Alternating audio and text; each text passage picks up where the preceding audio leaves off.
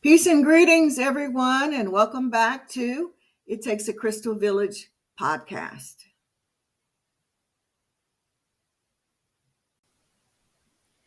You are all welcome to join our free Crystal Village community and network with us. Just go to MAATCrystalVillage.com. You can access either on your computer or download the app by the same name on an Android phone from the Google Play Store. We are continuing our discussion on image and colorism. This is week 3, and like the others, I have a subtopic, and this one is called Now You See Me, Now You Don't.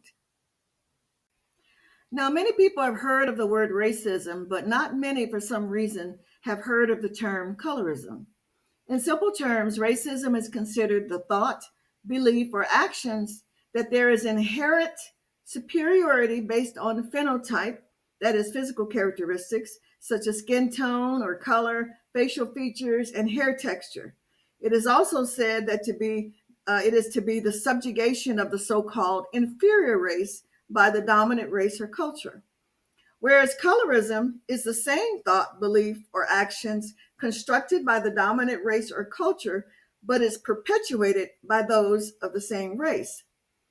However, I will tell you that from my research and experiences, I have found both racism and colorism in the following areas, and here's just a few of them.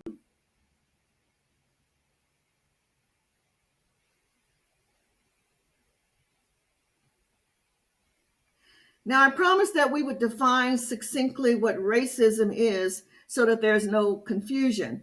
I will do this, however, it will have to wait until next week for me to go into detail because I also promised to leave room and time for discussion this week. The reason it will have to wait is that in order to define a word, especially in the English language, which is a bastardization of a great deal of other languages, is you have to look at the etymological root of words to break down the meaning. And sometimes the definition of a word contains other words that you have to define also. So we would have to define race, racism, and racist.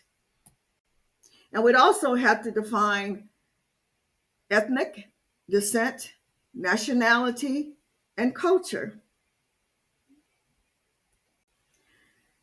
Now, I'm an English major and also study linguistics, so I know the pitfalls when trying to define English words and communicate them.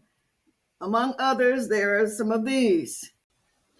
And then there are words that are spelled differently, but they sound exactly the same. Homonyms or homophones, as they're sometimes referred to, as in pair, meaning there's two, a couple. Pear is a pear you eat, and then pare as in a paring knife where you take off the rind or the edges of a thing, for example, fruit, an apple in this case. And then there are homographs. These are words that are spelled the same, but they're pronounced differently. When they're pronounced differently, they have different meanings. For example, wound, when you hurt yourself, and then you pronounce it wound, as you do when you wind a clock. And then there's tear and tear, when you tear, like tear a piece of paper, and tear when you cry. And then there are idioms, slang, and puns, which are play on words where there can be double meanings. Much of what I did here in the title on the cover containing the words, quote unquote, human race, and the picture to the right, far right, depicting runners at the starting line of a competitive race. I use this because my book discusses society's focus and preoccupation with capitalism and money that leads to and breeds competition. Like the way I cleverly and shamelessly weaved in a promo for my book? At any rate, I'll give a tentative definition of the word race that pertains to our discussion. Now, this is taken from Black's Law Dictionary, the 6th edition. It says, race is an ethnical stock, a great division of mankind having in common certain distinguishing physical peculiarities, constituting a comprehensive class, appearing to be derived from a distinct primitive source. a tribal or national stock, a division or subdivision of one of the great racial stocks of mankind, distinguished by minor peculiarities. Notice the word stock is used 3 times. I won't get too deep into that. So when you want to control slaves, prisoners of war, livestock, you control them physically, psychologically, and culturally. That is body, mind, and spirit. When you want to tame an animal or stock, you know you have succeeded when you break his or her spirit. Humans are a little more intelligent than animals, not much, but a little more. And so humans, you have to take away their freedom, their education, their roots and heritage, their language, their culture, separate their families, and then you beat them into submission and eventually force them to have to buy their freedom.